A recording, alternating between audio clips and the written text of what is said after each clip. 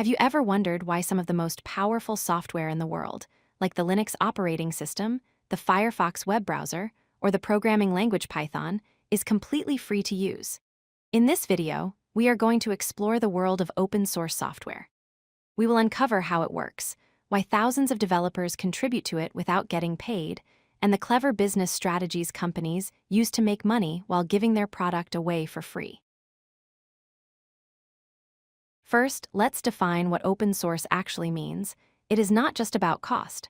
Open source software grants you three specific rights. Number one is transparency. You can see the source code, the recipe behind the software. Number two is modification.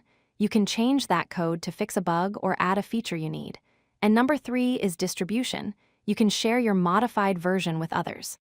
This creates a cycle of sharing and improvement that traditional proprietary software does not allow. When we talk about free software, it can be confusing. The open source community often distinguishes between two types of free. There is free as in speech, or Libra. This refers to liberty and your rights to use the software however you wish.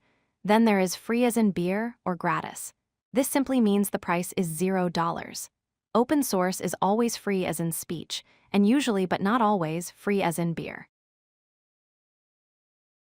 So, how does good software get built without a traditional team? It relies on massive global collaboration. There is a famous saying, "Given enough eyeballs, all bugs are shallow." By sharing the source code, developers from all over the world can spot errors, audit security, and contribute innovations much faster than a closed team at a single company could ever do. You might ask, why do people work for free? It is not just charity. Students and new developers contribute to learn and build their skills. Experienced developers do it to build a reputation. Their public code acts like a portfolio for job offers. Sometimes, a developer just needs to fix a specific problem for their own work, which is called scratching an itch, and they share the fix.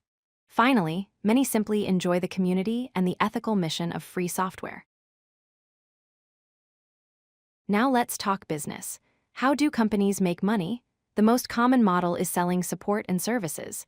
The software itself is free, but companies charge for technical support, training, and certifications.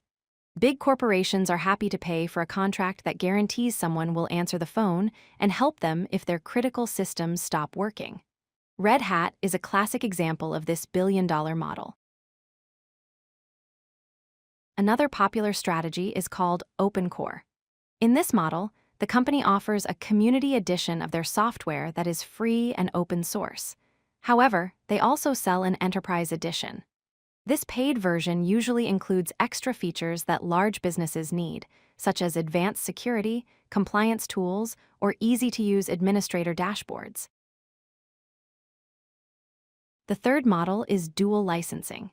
Here, the software is available under a strict open source license, like the GPL, which requires you to share your code if you use it.